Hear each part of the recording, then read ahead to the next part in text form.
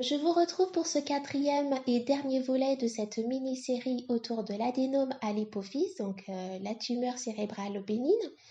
Et je vais vous parler d'aspects plutôt médicaux en lien avec le suivi qui se met en place par rapport à cet adénome, la préparation à l'opération, l'intervention chirurgicale et le post-opératoire. On va commencer par le suivi. Donc, un suivi régulier va se mettre en place. Le rythme de ce suivi est souvent déterminé par le neurologue, le chirurgien, et il s'effectue autour des IRM. Donc, des IRM, vous allez en avoir plusieurs. C'est un examen qui dure une vingtaine de minutes.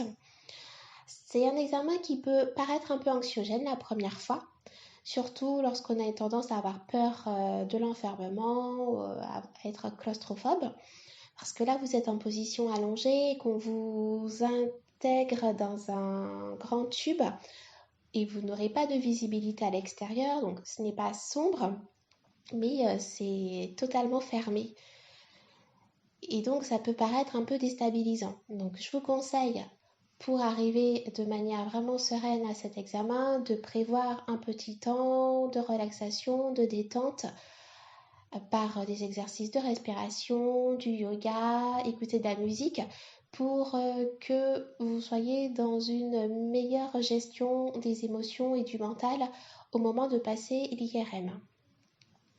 Au moment de l'examen, on va aussi vous introduire un produit de contraste, ce qui permettra de faire un focus sur certaines parties du corps, notamment la partie au niveau de l'hypophyse qui est intéressante pour les imageries. Autre type de suivi, donc vous allez avoir des hospitalisations de jour au sein du service d'endocrinologie. Il faut compter entre 2 heures et 4 heures d'examen, donc une bonne matinée. Et les examens se font essentiellement à travers des prises de sang à des heures un peu différentes pour pouvoir suivre le taux des différentes hormones, l'hormone de croissance, le cortisol, la prolactine, la thyroïde, etc. En ce qui concerne l'évolution du taux de cortisol, il peut y avoir une injection de produits intramusculaires, donc ça peut être un peu douloureux, ça peut chauffer aussi un peu. Alors cette injection, je ne l'ai eu que 2 fois. J'ai eu la première fois au premier contrôle avec le service endocrinologie et je l'ai eu après l'examen au contrôle post-opératoire. Autre type de suivi que vous allez avoir, le suivi avec le service ophtalmologie pour le contrôle du champ visuel et également adapter votre correction si vous portez des lunettes. Alors, en ce qui concerne le suivi des hormones, il y a plusieurs possibilités. Soit tout va bien au niveau des hormones, il n'y a pas d'excès ou d'insuffisance. À ce moment-là, vous aurez donc ce suivi jusqu'à ce que éventuellement l'adénome se résorbe tout seul ou jusqu'à ce que l'opération soit proposée. Ou bien vous pouvez être dans la situation avec une ou 2 hormones ou même plusieurs en excès ou en insuffisance. Et à ce moment-là, on va vous proposer un médicament qui va à la fois agir sur la régulation de l'hormone, également qui va agir sur la taille de l'adénome, qui aura tendance à réduire l'adénome. Alors, moi, j'avais un excès de prolactine, mais qui était relativement faible par rapport à la taille de la tumeur. Et en fin de processus de suivi, il m'a été proposé un médicament, le Dostinex. Moi, ça ne me paraissait pas pertinent de le prendre à ce stade, d'autant plus que les médicaments de ce style sont quand même assez connus pour avoir des effets secondaires. Donc, il faut toujours bien peser le pour et le contre lorsqu'on propose des traitements. Et en conscience, j'étais plutôt favorable à l'opération et non pas à la prise de médicaments. Et lorsque les médecins se sont réunis en collégial pour discuter de mon dossier, ils ont effectivement tranché pour une opération qui s'est faite un peu urgemment parce qu'il y a eu des lacunes, on va dire, dans le suivi de mon dossier, notamment au niveau des rythmes de convocation. Donc là, j'en appelle à votre vigilance. Euh, Soyez bien attentifs et aussi acteurs de votre suivi médical. N'hésitez pas à relancer et à demander à avoir des rendez-vous de programmer bien en avance parce que avec le flux d'activité, certaines choses peuvent passer à la trappe et il peut y avoir des lacunes sur certains suivis, ce qui a été mon cas. Ensuite, une fois que l'opération est décidée et que la date est fixée, vous allez avoir un rendez-vous de consultation avec le neurologue, le chirurgien, un rendez-vous avec l'anesthésiste qui fera le point sur vos antécédents et qui va vous prescrire des prises de sang préparatoires à l'opération. Dans ce cadre-là, on vous demandera probablement de faire votre carte de groupe sanguin. Donc, c'est une étape aussi importante parce qu'elle aura il peut y avoir un impact par rapport à l'opération. Alors, j'ai eu aussi une IRM de contrôle une semaine avant l'opération. C'est une IRM qui a duré plus longtemps que celle que j'avais l'habitude de faire en suivi. Elle a duré à peu près 40 minutes parce qu'il fallait beaucoup d'images du coup pour préparer l'intervention. Et j'ai également eu une radio de la boîte crânienne. Donc IRM et radio, ce sont deux process différents, mais qui peuvent être complémentaires au niveau des imageries. J'ai été convoquée la veille de l'opération.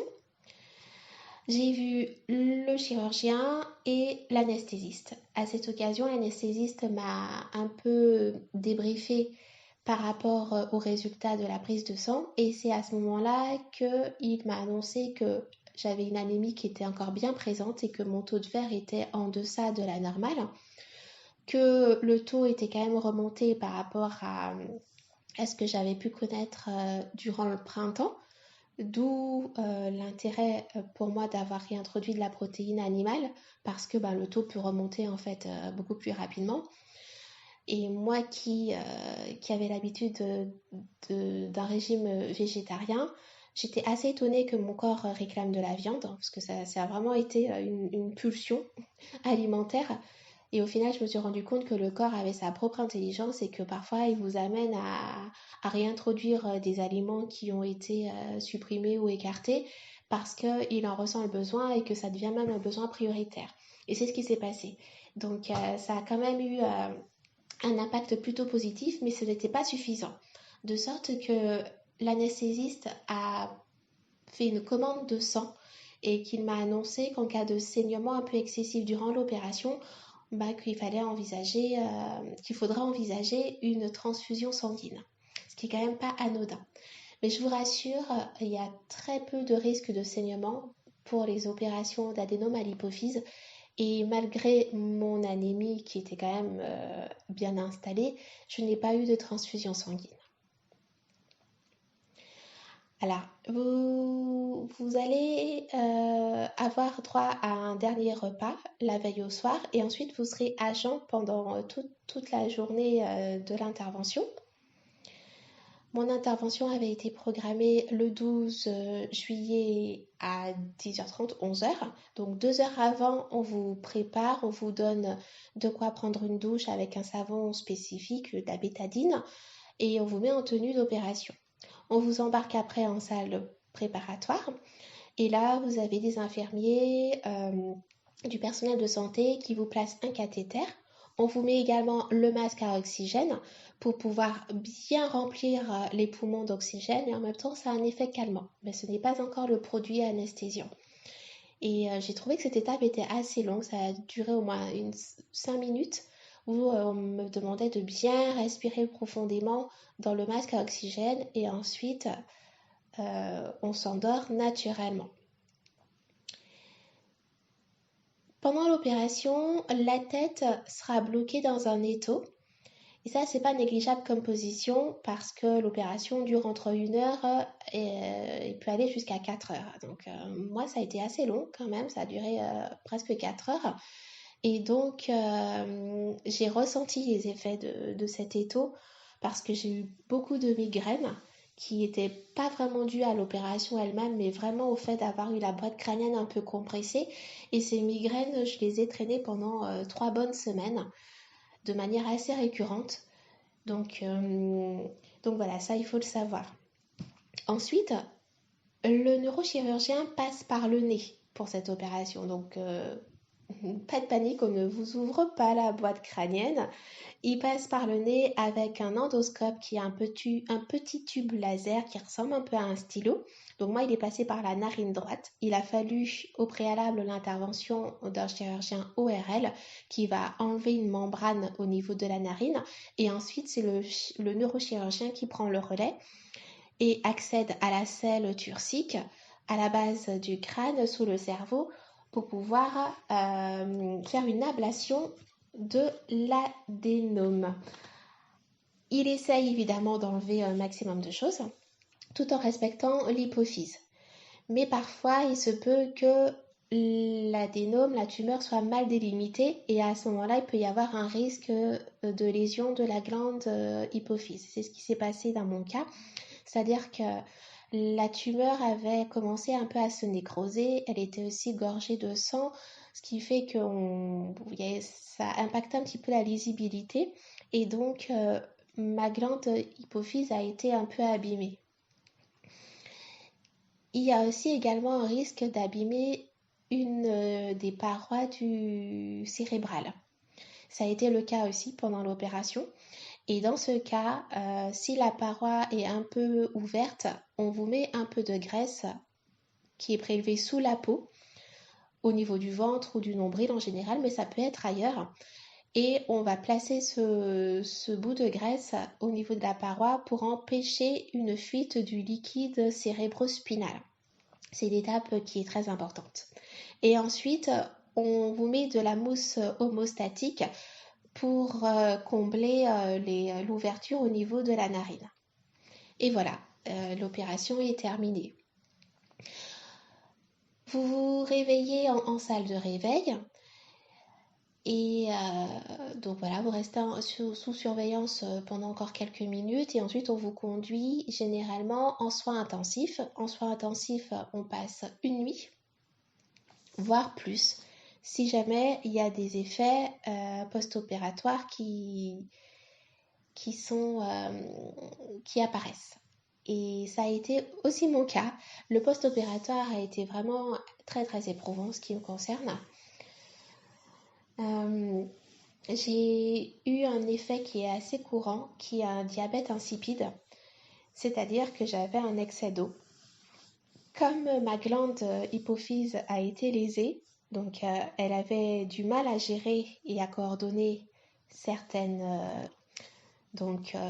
le cortisol, effectivement, était en insuffisance et j'avais au niveau du métabolisme de l'eau des dysfonctionnements.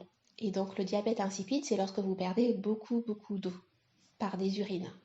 Là, il y a un fort risque de sécheresse. Et il y a un risque aussi d'avoir des cristaux de sel qui se cristallisent dans l'organisme.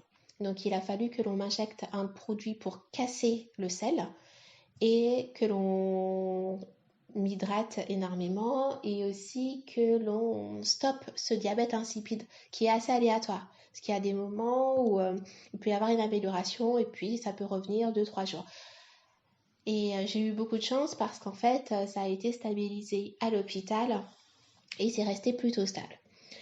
Mais en dehors de ces cas de figure où il peut y avoir donc un post-opératoire un peu difficilement géré et ce qui conduit à vous garder un peu plus longtemps en soins intensifs, mais normalement vous restez une nuit en soins intensifs, ensuite vous passez en service de neurologie pour une surveillance pendant 2-3 jours et après vous êtes placé dans le service endocrinologie pour le reste de l'hospitalisation.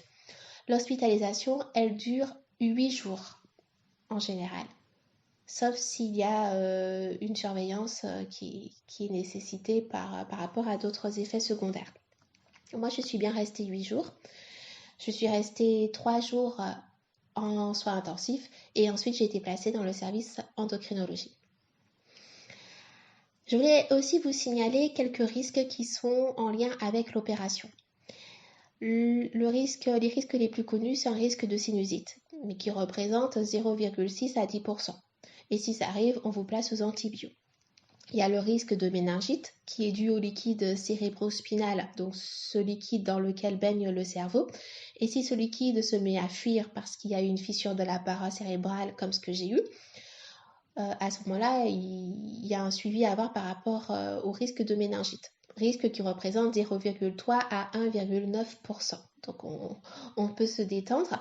Par contre, c'est un suivi que je vais avoir vraiment sur du long terme, même plusieurs années après l'opération. Il va falloir avoir une vigilance spécifique sur cette fameuse paroi et sur le fait d'avoir des écoulements par le nez, donc toujours contrôler ce qui peut sortir en fait à ce niveau-là. Et le troisième risque très, très répandu par rapport à l'adénome à l'hypophyse, c'est un éventuel saignement du nez. Si ça arrive, généralement ça dure entre 1 ou 2 jours. Par contre, moi dans mon cas, ça a duré beaucoup plus longtemps. J'avais des écoulements de sang et aussi des écoulements de liquide plutôt clair et j'ai traîné ça pendant 3 semaines. Après, quelle que soit la situation, vous aurez tout un système en place pour le nettoyage du nez. Le nettoyage du nez, ça se fait avec une seringue et du liquide physiologique. Et vous devez injecter 60 ml de liquide dans chaque narine. Donc c'est un grand nettoyage. C'est très facile à réaliser. C'est même assez plaisant, je trouve. C'est très efficace aussi pour nettoyer les narines, même en cas de rhume ou autre. C'est quelque chose qu'on peut carrément instaurer en fait dans sa routine. Et ce n'est pas du tout douloureux. Au niveau du post-opératoire, donc je vous disais que c'était la période la plus éprouvante pour moi parce que en étant en soins intensifs pendant plusieurs jours, j'étais alitée. Et c'est vrai qu'après, en termes d'épreuves pour se reconnecter à son corps, c'était vraiment une grande leçon parce qu'on apprécie tout. On apprécie tout, on se reconnecte vraiment à ces 5 sens et tout prend de l'importance en fait. Les gestes essentiels du quotidien prennent vraiment leur place. La première fois que je suis sortie de mon lit et que j'ai commencé à faire quelques pas, je m'en rappelle, mon corps aussi s'en rappelle, j'avais l'impression de revivre.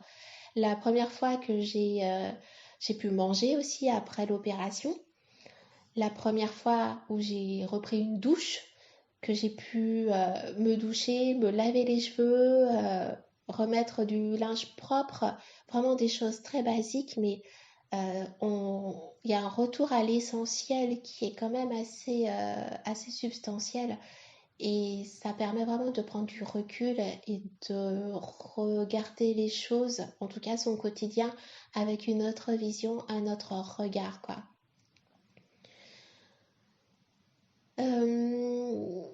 Donc voilà, je suis restée alitée quand même 3 semaines après le retour à la maison. Je pouvais sortir de mon lit, mais c'était quand même assez difficile pour moi. Les gestes du quotidien étaient assez difficiles. Et moi qui n'ai pas l'habitude d'être malade, c'était un peu compliqué pour moi à gérer cette situation où je devais dépendre des autres hein, pour marcher, pour les courses, etc. Donc vraiment, c'est un grand apprentissage, surtout pour revenir à des choses essentielles, pour revenir au corps, pour apprécier les mouvements très simples du quotidien, mais en pleine conscience. Et, euh, et voilà, tout simplement. Ensuite, au niveau du suivi post-opératoire, donc au bout d'un mois, vous aurez un contrôle avec le service endocrinologie et essentiellement des prises de sang. Au bout de 2 mois, vous allez revoir le service ORL pour vérifier que la cicatrisation s'effectue correctement au niveau du nez.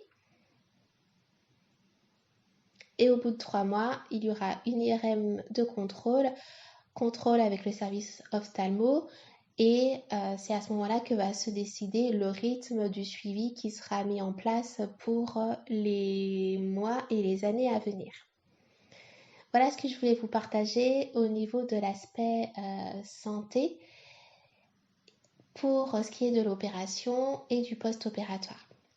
Je voulais aussi également remercier les professionnels de santé que j'ai croisés parce que aux soins intensifs, c'est un service qui est quand même assez exigeant. Ils reçoivent vraiment des patients qui sortent tout juste du bloc opératoire de service de neurologie.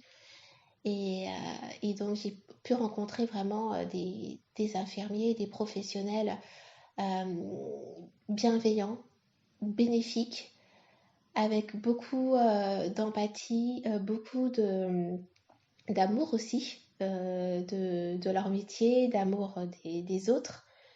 Et c'est quelque chose qui est très marquant quand même lorsqu'on n'est pas bien et qu'on est malade, d'être en contact avec de telles personnes. C'était pour moi une très jolie expérience.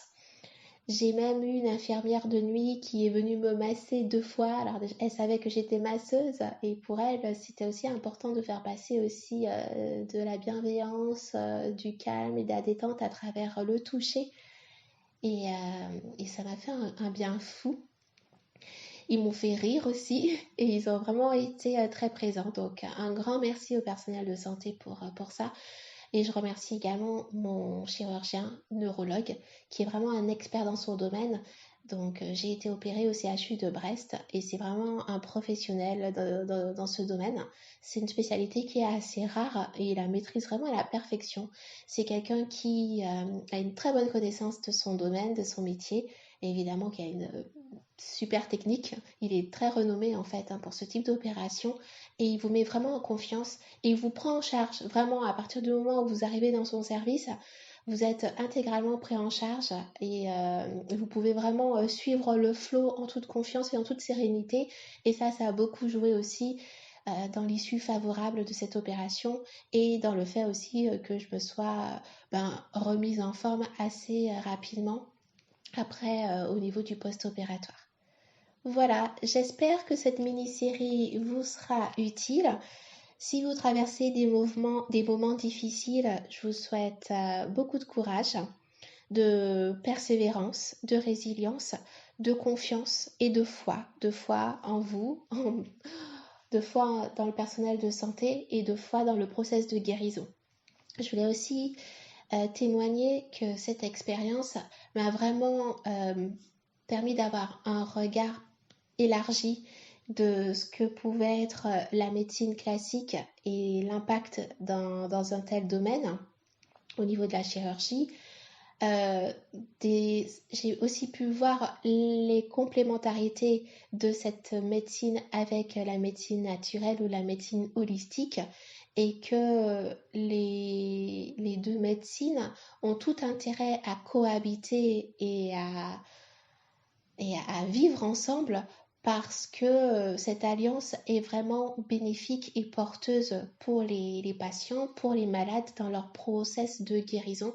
Ça permet vraiment d'avoir un regard élargi tant sur le corps physique que sur les corps plus subtils et même des aspects aussi multidimensionnels de l'être et au service de l'être humain. Et je trouve que c'est porteur d'espoir et c'est de très belles perspectives aussi pour la suite. Je vous dis à tout bientôt. Merci de m'avoir écouté.